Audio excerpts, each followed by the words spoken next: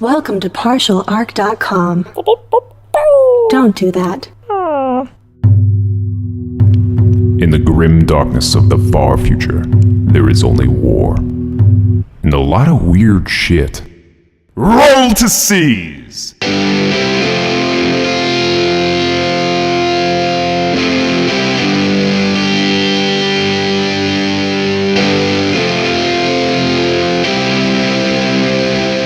Welcome to Roll to Seize. This is episode 22. I'm your host, Jay Jones, and I'm joined by my co-host and Warhammer enthusiast, Andrew Dickinger. But am I enthusiastic about Warhammer? I mean, I don't know. I don't know. Are you? I hate it. No, I love it. How's it going, everybody? He's saying this in full. What kind of armor is that? It's like heavenly. Whoa. I guess. Well, is that why all those spirits are coming off of it? That's very bright. I thought those were just like light brights, but I can see now those are in fact those are actual spirits. Oh, it's spirit light brights. Oh, whoa. Like you plug them into the armor. You know, not everything's so dark in the grimdark. Especially not light brights. I mean, you gotta have some light. I mean, a little scary though that most of them are screaming as they fire off of you. But let's take this off for a second. All right. I can't look at you directly.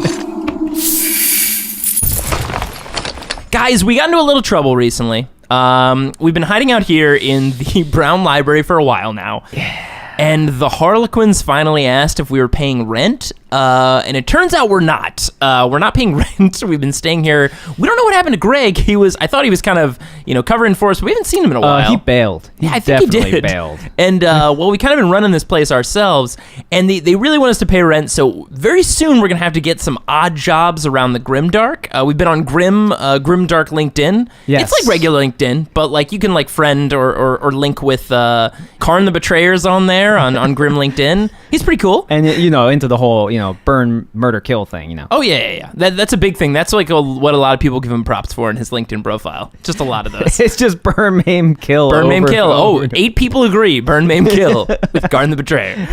But we've been looking at some odd jobs, and very soon, we looked at there's a cool one in Comrog. I think we sent our resumes out. A cool in Comrog is not the, that's a new podcast cool right there. In Comrog. Cool in Comrog. It's not really the word I'd use to describe Comrog. Well, we couldn't be relaxing on their shadowy beaches in the weird void. That's like torture central, man. Yeah, torture beaches. But we applied to a job there because we think it's pretty cool. And then we also, someone from the Inquisition sent us a really weird letter, like we had been conscripted or something like that. I don't know. We'll see what that's all about. But just so you guys know, you'll probably be hearing from us more frequently than once a month. Ooh, find out what that is. But also some news, and not just news on Grimdark LinkedIn. Like 4 different psychic principles were suddenly discovered recently. Yeah, Space Marines all of a sudden just got 4 tables of their own. Do you think they left it under an old bookcase or something? Like, oh my god, we forgot these 4 books. I guess. The psychic powers are interesting. Some of them, one way to put them. Some of them tickle tanks a bit. Some of them do a little electric tickle on tanks. That table also has the electric slide. Real dangerous psychic power. We won't talk about that one. That one's getting banned for sure. That's where you're allowed to play that song for an entire game on repeat and drive your opponent insane, and they can't do anything about it. Yeah, such things as throwing terrain around the board. Man, guys, you can throw terrain now. I think the terrain surfing business is about to take off. People, I think this is where you start. I think we should start a Grimdark business called terrain surfing. We all know that, Gozer, god of architecture, is my god. He's like shitting himself in excitement right now. He is his business is going to go through the roof. His stuff is suddenly weaponized. Oh my god. This is what he's wanted forever. Oh yeah, of course. I didn't realize this. Has this been a dark plan by Gozer forever? Of course. Has Gozer infiltrated the Imperium? Everything they have is Gothic, so I'd say yeah. This might be something we have to bring up with those Inquisition people, but we should figure that out. But guys, geomancy, check it out. They're earthbenders now. You can surf the world without leaving your home, without leaving the safety of your home. You can travel the world now. And like full long range teleports and all. We can mention that Frontline Gaming recently did a battle report. They did a battle report testing out these psychic powers. And guys, if you want to have a good time, I suggest watching that battle report. It's absurd. It's. I will say this, very entertaining. I had a great time watching it. It's because of amusing. how absolutely crazy it is.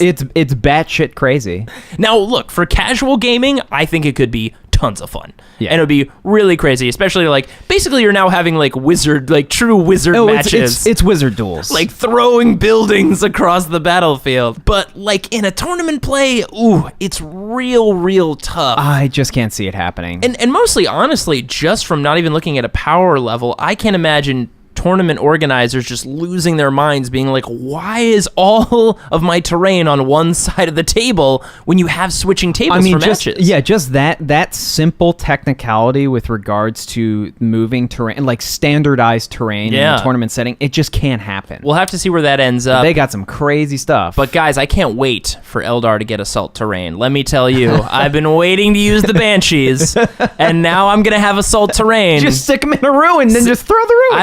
I don't need those Dark Eldar friends of mine anymore, or Harlequins. I've got assault terrain for my Banshees. They are back in the game. You heard it here first. Oh, man. Yeah. Crazy stuff. Crazy stuff. But guys, at the beginning of each of our episodes, we like to talk about our seizes of the month. These are our biggest mistakes that we made. Epic fuck-ups. Epic fuck-ups that we made in the last month at the tournament scene. Now, who goes first this Jay, time? you're first. What? No. I should have just said it, and then I wouldn't have had to go first. Okay, fine. Gotcha. I shall give you my shame. So, this last tournament, I decided to have a little fun. And I decided to go full Harlequins. Now, when I've played Harlequins in the past, I've always run some Harlequins with some Eldar buddies. Yeah, I don't think you've run pure Harlequins since they came out. Yeah, but this time I was like, you know what? I'm going full Harlequin because why not? Yeah. And it was fun. I had a bunch of my Harlequins and Star Weavers to get them up close. And the most fun I had with this army is I got to take this formation called the Hero's Path. Yes. Which lets me take one Death Jester, one Solitaire, and one Shadow Seer. And it basically, it gives them Shrouded. Does it give them stealth and shrouded? It does if it gives them stealth and shrouded. So any terrain they're standing in, it's 2+. They're 2+. 2+ cover. I mean, they're 4+ in the open. Yeah, and they can't join each other, and they can't join anybody else. They lose independent character status. But they get to just hang out and be super sneaky anywhere on the battlefield and infiltrate as well. Yes. So it's really fun. It was a fun list. I built it for fun, not for competitive crushery. And I had a great time, but I did have in my very first game, I had a bit of a challenge. I was like, you know what? The only thing that's really going to give this Harlequin army trouble, if I play like an army that has a lot of good flyers, if I play like a gargantuan creature, if I had to pick one off the top of my head, a Wraith Knight. You know what? The worst Wraith Knight would probably be the Sakachan Wraith Knight, though. Is it Scathic Wraith? I think it's Skakathan. Skakathan, you know. Skaplathan. No one's really sure. And if you think you are, you're wrong. It's the Forge World Corsair. Yeah. Wraith Knight. He's mean, and he has why he's so bad for my Harlequins, which, fun fact, are only 5+ invul saves. That's the only save they have. It's invul, but it's only a 5+. Yeah. They have 2 giant Hellstorm. I think they're strength 7, AP 4. Regardless, it's just not 1 but 2 Hellstorm. 2 Hellstorm Flamers.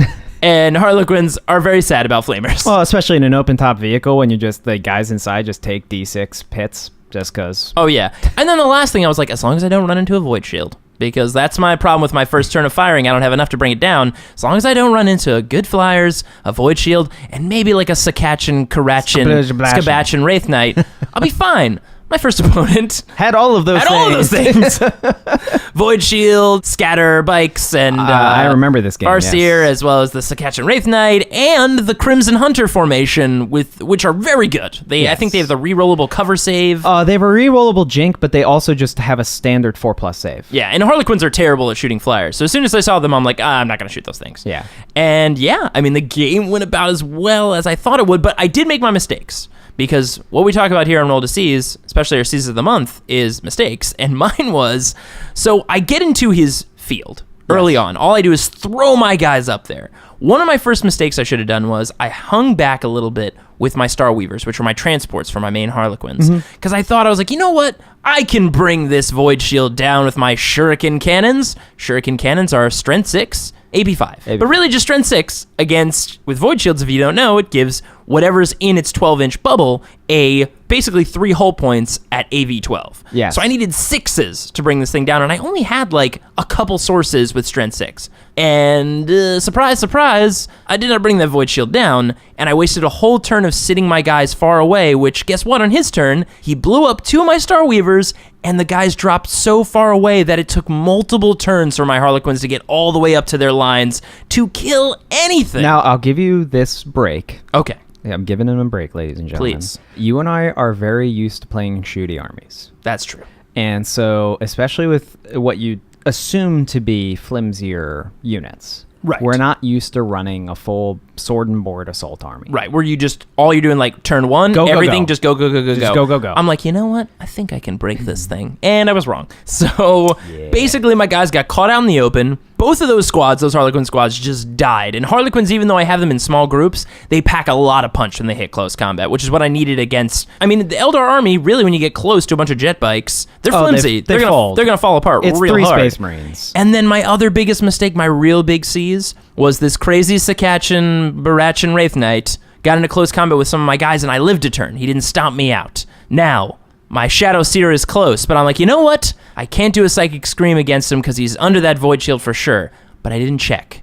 Turns out, he was more than 12 inches away from the Void Shield, and I could have easily Psychic Screeched this Wraith Knight and could have pretty much brought him down where my guys would have finished him off in close combat. I think he left that fight with only about like 2 wounds left, and with my Shadow Seer, some of you might be thinking, well, he's leadership 10, it's really hard to do 2 wounds with Psychic Shriek. Well, Except if you have a little piece of war gear. little piece of war gear called the Mask of Secrets, which my Shadow Seer did have, which lowers leadership by 2. Within 12 inches? Which in 12 inches. It would have been at LD8 with 3 die rolls on Psychic Shriek. Very good chance of doing 2 wounds on that Wraith Knight.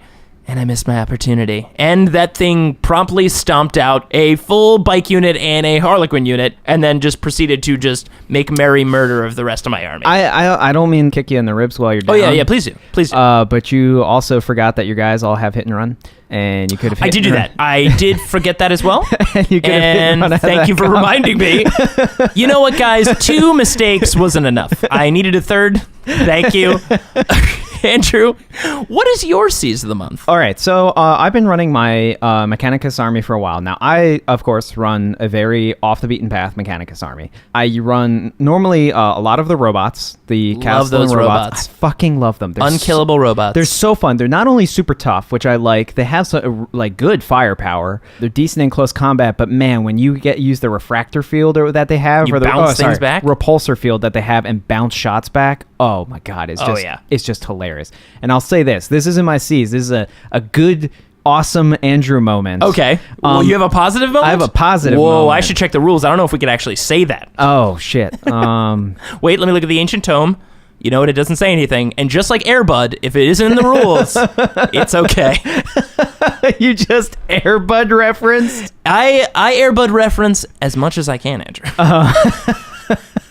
It's a national treasure. But yeah, in the first game I played, I also ended up playing against an Eldar player. But It's almost like they're everywhere. But yeah, I had 2 amazing reflections in the first game that I played against. Now this was a bit of a cheese list. He was running Eldar, with scat pikes and a sword and board Wraith Lord or Wraith Knight. Oh man, And- you were like Sword and Board Wraith Lord. I was like, whoa, that is an overpowered unit.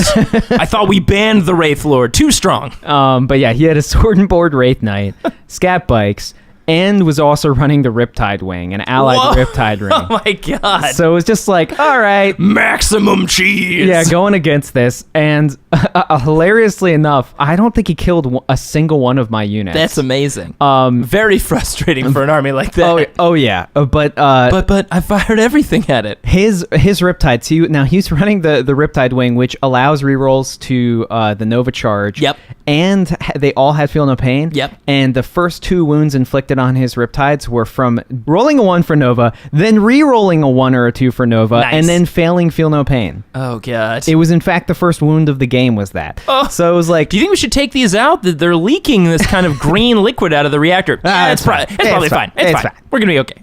but yeah, like was the prelude to the rest of the game. I think we like had total between our 2 armies like 35 plus Feel No Pain rolls, and collectively we only passed like 5. It was awful. Oh boy. But ironically, he also had warp spiders. He dropped. Oh, good. If it wasn't cheese enough, I had my checklist here, and I was like, well, he didn't have warp spiders, so it's not full cheese. But he had a warp spider unit in his arc. He had 3 warp spider units Oh, good. in the formation that they have to give them all BS 5 and 6. Of course. And his X-Arcs had spinneret rifles. Okay. Which is hilarious. You don't see those often, I'm going to be honest. No, but it's not a bad weapon because it's strength It 6 isn't. might be one. The hilariousness is he dropped a unit in cover. They all pass their dangerous strain checks. Good for them. And he shoots my robots. And his Exarch goes first because he's shooting with a spinneret rifle. And I reflect it. Back to him. And he fails his cover save and it insta-killed his Exarch. That's amazing. It was hilarious. It was like a soul-crushing moment where he not only dealt me no damage, but killed his own 2-wound guy. You know that Warp Spider was like, guys, when we get in there, check out this new gun I got. And he drops down, it's like, watch this. Fire just blows his own head off. Oh, he literally, because it caused him instant death. I imagine he fired it and it hit him and he just evaporated. And all the Warp like, Spiders take a moment. Hell? They're like, you know what? I think I'm going to change my life. But all right. So on to the main thing. So, okay. So we've covered that something good happened. So my C's of the month. Okay. I managed to make it to the final tables. What? It's been a long time. That does not happen for us. But then in the last round, I was going against the new Sorcerer Chaos Space Marine formation that they have, which is like their Librarius Conclave, like the Space Marines have this. They have the Sorcerer's Conclave now. And it was like 4 bikers, Sorcerer bikers, attached to a whole bunch of Khorne demons and a Herald. And The classic enemies of librarians. Yes. Sorcerers. Yeah, exactly. And like a unit that essentially just gives them tons of buffs and stuff like that. But luckily I had a Culexus assassin. Oh, and ace in the hole. Yeah, I mean, he's just like, he was there to just blanket my guys in. No, you can't ever touch my guys with psychic. But I made a huge blunder. If I had done one simple change. Adds up. That sounds like us. One simple change, his army would have been completely neutered. Did it have something to do with the Culexus assassin? It had everything to do with the Culexus assassin. Right. And it had one choice, which was where I put him in the beginning of the game. That fickle lover, that Culexus assassin. I'm feeling the deployment, like heart palpitations that I normally get with my Flyrants. It now happened with the Culexus. Oh boy! Oh god! Oh no! A new flame, a new scorned lover. But that unit entirely relies on close combat to deal damage. Of course. Even more so, they have a new power that they get like after they do all their other powers, where they can just dominate a unit and make it shoot at anything in your army. That's awesome. But once again, and I was using a cohort Cybernetica, which is a big unit of robots and guys with deadly weapons. But if my Culexus is just within 12 inches of them, they literally can never target with them, which did happen. Like I did have him to within that 12 inches. He was smart enough to realize that I was an idiot. And I should have just put my Culexus behind my robot unit. Oh, no. If I had just put it at the core of my army, his Death Bomb, which entirely relies on melee to deal damage because he can give the whole unit Hammerhand and Force and all this other crazy stuff. Just Hammerhand and Force alone is pretty bad. Yeah, I mean, that's basically what happened is he got into close combat with my robot unit and insta-killed most of my robots. Which, sad. is bypassing Feel No Pain and all their saves and everything because they're all AP3. And a lot of those things is what they rely on. Exactly. So then, like, if I just had my Culexus in the center of my army, there was literally not a fucking thing he could do about my army. Because it's just like, all your powers except for one are maledictions and blessings. So it's just, you want to get into combat with me, you're never going to have your abilities. Yeah. And so I could have just literally just sat in the center of the board and just been like, come get some. Come at me, bro. Because those robots, there are no slouches in close combat. Well, they're not. I mean, they can do like strength 10, can't they? Well, they're strength 6 monstrous creatures normally, which have smash. Yep. So AP2 in close combat. They have base 3 attacks, which is great. That's a lot. And then if I wanted to say fuck it, I could just double their base attacks and go into combat. And I could also just not do that and use them as smash and be strength 10. So it's just like there was so many options for me to essentially deal with that thing, and all I had to do was deploy the one fucking guy in my deployment zone, and I would have won. So that's essentially my C's, was doing that one fuck up, which basically it screwed me entirely. Culexus. We should see about, if we're going to get one of these new jobs, we should see about getting a Culexus. I don't know. I've heard they're kind of like, you don't want to be in the same room. Pretty creepy. With Yeah. them. I mean, they touch you when you die. Ooh, yeah. You know what? You should have led with that. That's probably the worst part about hanging out with them. But in the meantime, while we enjoy our rent-free time here before we finally have to pay, let's go to the Brown Library. Hello? Hello? Oh my god, I think it worked. I actually traveled back in time to the Brown Library before we did the Brown Library segment. Man, electro displacement does a lot more than people realize. Anyways, now it turns out that during the time of this recording, we found out that Andrew is actually possessed by a webway ghost. I know, not life-threatening, but it made him say a few things that were not entirely correct, as webway ghosts like to do. Some of these things were specifically around exalted flamers of Tzeentch and a couple war gear options. Otherwise, everything is completely accurate and totally ridiculous as normal. Anyways, back to the future.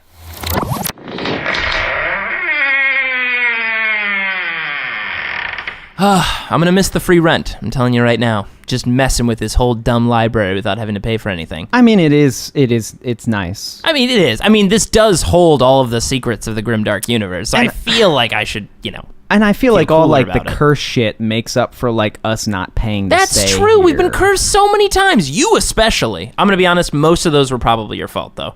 What? I'm not the one who's obsessed with dust clocks, man. Speaking of dust, you put a lot of demon dust like in your pockets, and you drank it a bunch. You remember those times? Yeah, the lucrative, man. You make good money. And you wore spirit stones for quite a while those few weeks. Oh, that was fun though. It's like Yeah, it was being kinda cool. different people and stuff. Get to talk to like Abraham Lincoln and Batman. And Batman. Who knew he was a spirit? That's so strange. Anyways, though, what are we talking about in this episode for the Brown Library? So this is another one that comes from a suggestion from a fan. Oh man, thank you. And this is a long time suggestion. You'll be happy to hear. Jeffersonian 000. Jeffersonian with the triple zeros. This is for you. Now, the theme is quite interesting. What he wanted us to do was do a heavenly host army What? based off the Chaos Demon Codex. Oh, whoa, what? So it's a you juxtaposition. threw me for a second there because I was like, Heavenly Host. I was like, wait a second, what? There's no Heavenly Host army in Warhammer 40k. It's like the closest to it would be like the living Saint Celestine. Yeah, It's like an angel. I was like, is this Sisters of Battle? Nah. No, these are just demons. No, we're doing a juxtaposition of essentially instead of demons, it's ethereal plane angel type Ooh. of things. So I had to follow 3 simple guidelines Okay. that I was unwilling to bend on with Okay. regards to how this worked. It had to have as much fire in it as possible. Of course. Because smiting. If possible, everything had to fly or in some essence fly. That makes sense, as angels would Angels do. have wings. Yep. And there had to be tiers, meaning like, now, we're not going to go deep into angel mythology. Guys, Because- welcome to Angel Mythos Podcast. I did my research, and let me tell you, I thought I knew a lot. Bunch of crybabies. I did not. There's like so many different interpretations of many different tiers and all these different things, and like, Whoa. Oh, you meant God. tiers as in tiers of angels. like as their in levels. like ranks. Oh, okay. And stuff like that. I thought you meant like you were just like, man, angels, And they like- cry a lot. and like spheres and all this other, like there's only some in some sphere and then this sphere. yeah, there's a lot of Venn diagrams of angels. So the 3 that I'm going to be using, or there are 3 classes we're going to name Archangels. They're going to Okay. be like the most powerful, the They're leaders. they're like the top shit. the top shit. Yeah. We're going to call the middle ones just angels. Easy to remember. And then we're going to call the lower ones the cherubs. Gotcha. Essentially. I always think of those like the little fat babies with wings. That's really like super modern interpretation of them, and it's all because of Cupid, essentially. Yeah, basically. That is Cupid's fault. Cupid, you son of a bitch. There's a bunch of cherubs right now real pissed off. So how do we start this? Well, what's really cool, and I didn't fully read into this because obviously there's a plethora of new rules going and dumping into 40K basically every month or every other month. Yeah. It's kind of like taking a fire hose to your brain. Yeah. It's like what it's like trying to Someone wants to drink from the fire hose. like trying to absorb all these new rules, but go ahead. So the Wolfen book. They've been doing a lot of like dual release books, like I like them. I think they're pretty cool. yeah, I mean, like the ones that I read the most in depth with were like the Montcalm Kyun books for Tau, which also had Imperial stuff in it, Right. which is cool. And then the Wolfen book came out. It was Wolfen and Demons. Demons. And the Demon, they got their own Decurion, essentially. Hey, good for them. And some added formations, and it's actually really cool. The special rules that they get are actually very good for demons. One is, yes, that thing, where they essentially, if they ever capture an objective, they hold that objective forever, even if that unit is dead, until the enemy puts a scoring unit within range of it. Yeah. They also reroll instability checks, which is basically their only form of failing morale. Yeah. Which is important. Which is really good. And they can also add +1 or -1 to the warp storm table, Which is awesome. which is fantastic because Warp Storm can do really bad things to them or really awesome things to them. And usually with that, +1 or -1, you have a really good chance of getting awesome things. Getting something you want at least, or the better of two. Right. So you're not like completely screwed. Like, oh, I think there's one in there that's like -1 to your invul or something like that. The low ones are bad for demons. The high ones are good for demons. Right. But essentially, the +1 or -1, when you take it at its face value, it's instead of one option, you have 3. Yeah, which is so good. Very powerful. So we're going to stick into the Decurion that they have. Now, they have the choice of 4 cores, essentially 1 for each Chaos God. Mm-hmm. A Tzeentch core, khorne core, a Nurgle core, and a Slaanesh core. A Gozer core coming soon. Gozer core is added. The core that we're going to choose, because we need as much flame as possible, we're going Tzeentch. Tzeentch because we get as much flying as possible. Also, their Decurion, like, I took at face value just from like Google image pictures of like, oh my God, they need so much stuff to just fill a core. It's like 9 units of crap and everything. I didn't read the options at all. First of all, they do have to take 9. They have to take the Changeling, which is like their super Herald or a Herald, and then 9 units chosen from actually one of 3 different things in any combination. Oh, okay. So there's a lot more mix and match you can do. Exactly. Is 9 the number for Tzeentch? Yeah, 9 is Tzeentch, 8 is khorne. Yep. 7 is Nurgle, and 6 is Slaanesh. Yeah, Slaanesh is the lazy one. They're just like, I just need 6. And all of their things require that many core units, which is like it all follows that. That's in pretty HQ, cool. And then that. As much as it might be frustrating to have to put 9 units in something, I think that's kind of cool. Now, what's cool is that it's called the Warpflame host. Perfect. Awesome. The 3 units you can choose from, I thought the last one was just like another thing that you had to take, but it's not. The 3 units you can choose from are pink horrors, which everybody knows about. Everybody loves pink horrors. But they're not flyers, so if I didn't have to take them, I didn't want to. You can actually fill Flamers of Tzeentch as these requirements. Really? Which is amazeballs. Yes. Like, it's incredible. They're jump infantry, so they're flying. Yep. And they have a built-in Warpflame flamethrower. Now, it got nerfed a little bit, but it's still very good. I mean, it's a Soul Blaze flamethrower. Now, are flamers, are they angels or are they archangels? They are just angels. Okay. They're angels, essentially. You can also choose, and that's the best part, it's 9 in any combination. So, like, you can also choose from these things called exalted Flamers of Tzeentch. Whoa. Now, these are See, they went to school. They actually did. They went to school. They got a lot of exalted training. These would be like the sergeants of the angel groups. They're leaders, essentially. Now, you want to come to my army? You want to smite people? I'll show you how to smite.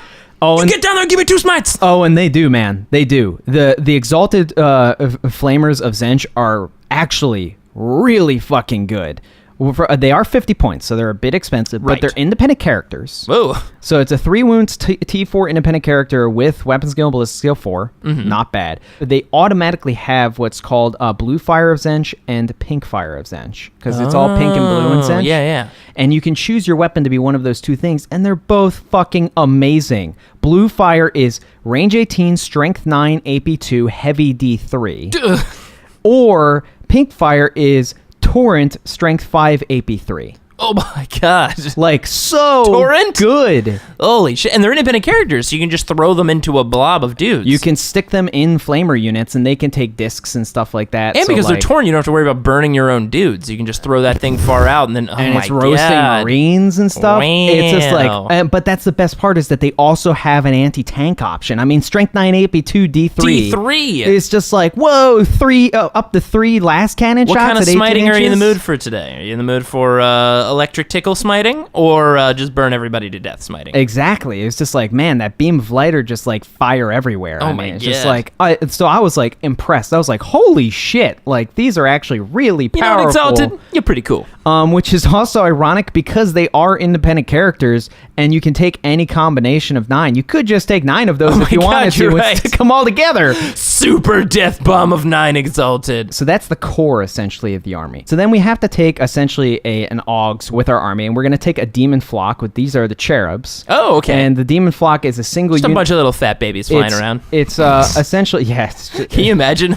Just like a swarm of fat babies, just flapping their little wings at you, like, oh god! They're Furies. They're Chaos Furies, which are normally like shit units that can just be, they're just shit jump infantry that can be into units of 20. Yeah. So like, but they're relatively cheap. And you can give them the Mark of Tzeentch, which gives them reroll once for their invul saves, makes them a little tougher. Yeah. And then added, like, you can attach these HQs to that unit, so then, like, you can essentially just have this entire death bomb just go into the end. They're just fodder, like, they're With just a bunch of fat babies taking shots for you. They're just going in there. There's just fat babies. That visual is so fat baby weird. time.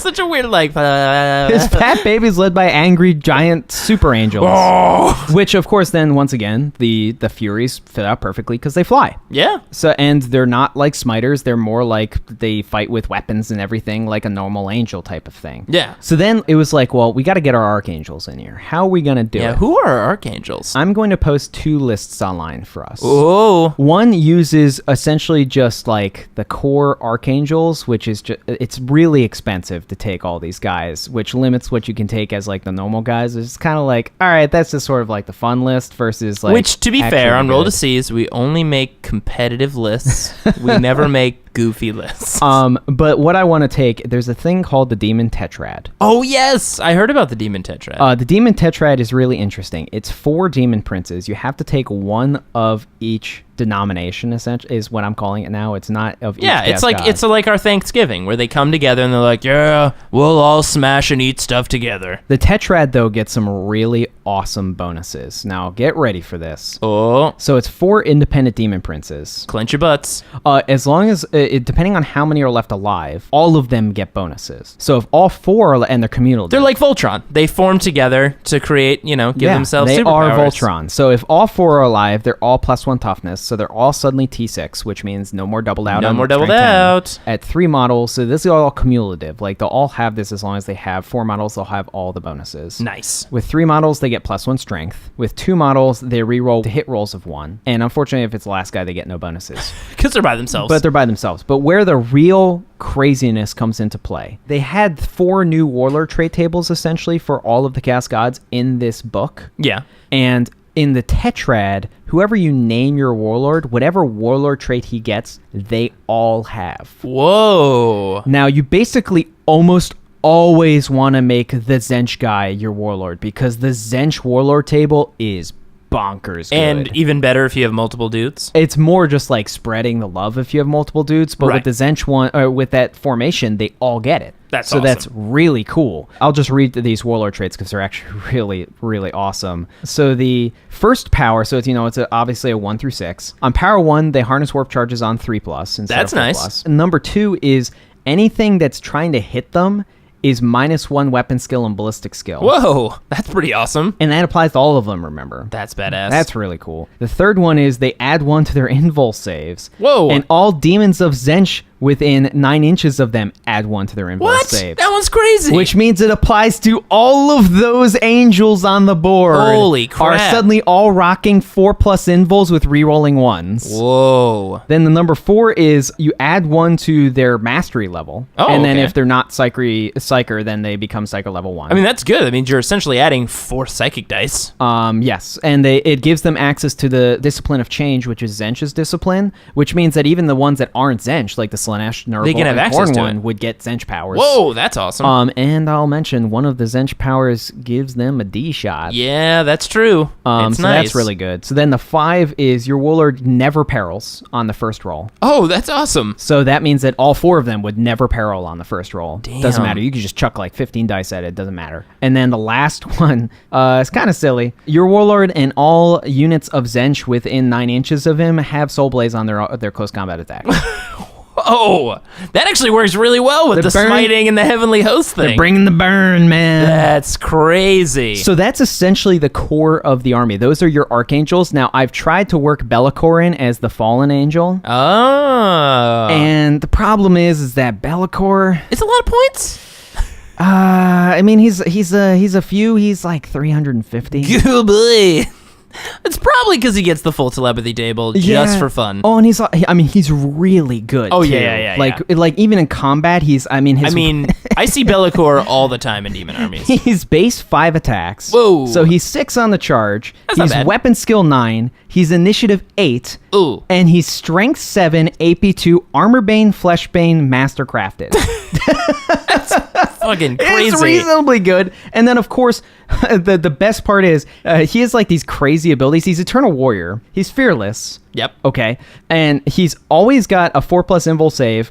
And he's always shrouded, which means he's a 2+ jank. That's amazing. At all times. And then anytime, of course, you mentioned, he's got the whole telepathy table at his command. Yeah. So he can just invis whoever the fuck he wants. And then every time that an enemy unit fails a morale check, you give him D3 extra warp charges in the next psychic phase. What? So if you cause like a ton of morale checks, like imagine just that assault and those morales, like with fear and demons and everything, if like they end up failing a lot He's of them. just feeding on like your sadness. You get so much extra. I mean, like, yeah, he's the fallen angel. So in the heavenly host, if Lucy's there, if Lucy's hanging out with everybody, of course, it's like, Lucy, are you having too much fun over there? He's like, what, guys? Oh, come on. I like freaking him out. It's kind of a thing.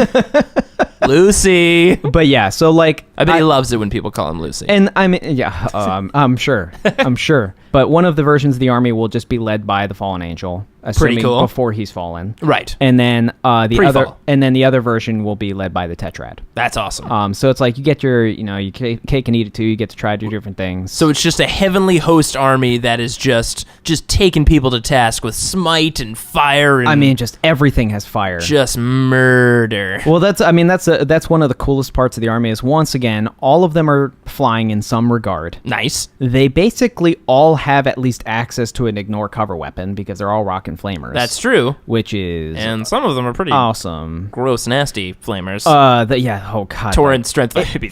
AB3 flamers, and then D3 strength 9 shots. It's just like Ugh. silly. But the reason I like the Tetrad one more is because all those demons, essentially, those Daemon Princes, get access to the new war gear that they all. They're all. If you had to pick your favorites, Each Demon Prince can only choose one. And Okay. I was like, they all have to sort of signify like what kind of angel they are. Yeah. So you have the Smiter, which is like. so we're now in the Tetrad. We're basically making a Ninja Turtles version of the Tetrad. So this is Michael. This one does machines. This one is a party dude. So we're So who's Michelangelo?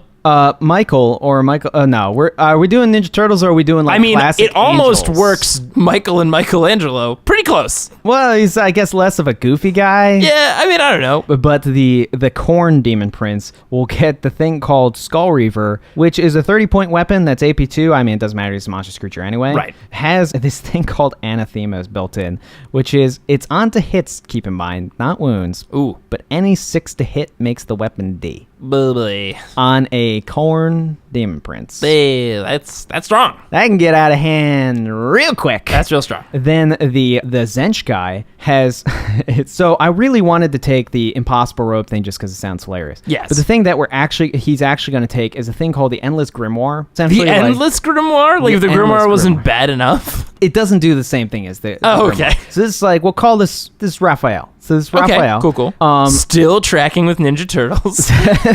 So far. it just gives him the entire discipline of change. Whoa. No rolls. He just has all of it. Because he got that book. But He's got the change book. Well, here's the advantage of it, is that because it gives him the entire discipline of change, that means he can roll on other tables. And he still has all of change. That's pretty good. Also gives him automatic access to the D-shot. That's which pretty is awesome. Great. And then our Nurgle Demon Prince is going to take...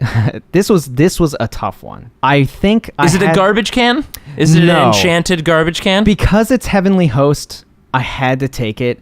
It's a bell. Oh, awesome. And what the bell does is reduces the leadership of all enemy models by 1. Whoa. As long as he's alive... As long as he's just alive, he doesn't have to be near them? As long as he's alive, What? it's just -1 to all enemy leadership. That's insane. I thought Mask of Secrets was cool for -2, but you have to be at 12 inches. No, I saw that. I was like, it's a bell. It's called the Doomsday Bell. That's dope. It's the angelic host literally calling in the Dong. apocalypse. Wow, that's freaking awesome. Yeah, so that's really cool. That not only fits the theme, but is also very useful. Oh, yeah. And then the Slanesh one, okay, this thing is dumb. I'll just admit right now, this is a really dumb item, especially on a thing that has super high initiative. Like, Wraith Knights would weep Oh, no. with this item.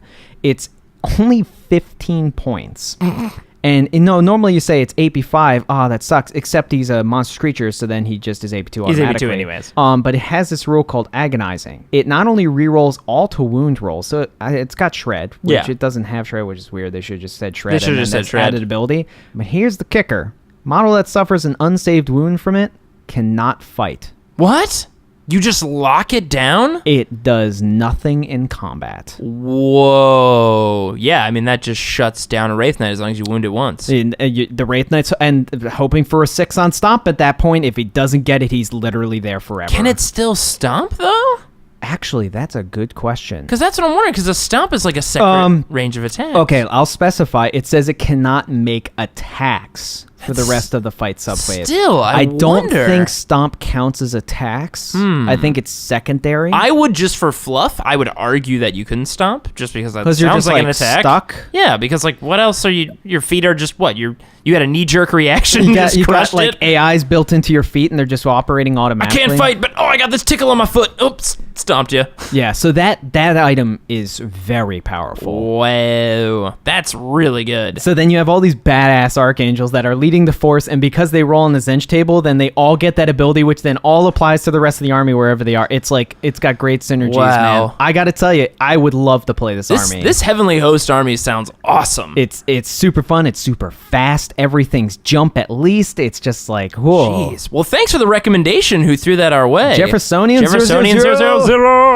And Andrew, what is the name of this army? I mean, we already know it. It's Heavenly Host. It's the Heavenly Host. I mean, I don't know why I asked. Well, guys, that was episode 22 of Roll to Seize. We'll be posting a new episode every month, and maybe a few more coming soon. And if you'd like to download more episodes or check out other similar podcasts, head over to partialarc.com. That's arc with a C. You can email us any questions at rolltoseize@gmail.com or chat with us on dakadaka.com and help decide the next Brown Library segment. Search for fluffy/underrated units in the 40K general discussion forums. Of course, you can always follow us on Twitter and Instagram for tournament and model picks at partialarc. Thanks for listening, and your fun fact for this month is... You'd think that, chaos would be chaos at all times, like Yeah. it wouldn't affect you. Well, it turns out They can never get anything done. the Tzeentch powers can also help enemies. Wait, what? Yeah, they all have an ability called Warpflame, and if the enemy rolls a 6, it boosts them. It gives them feel no pain. Or +1 to the feel no pain they already have. That's crazy.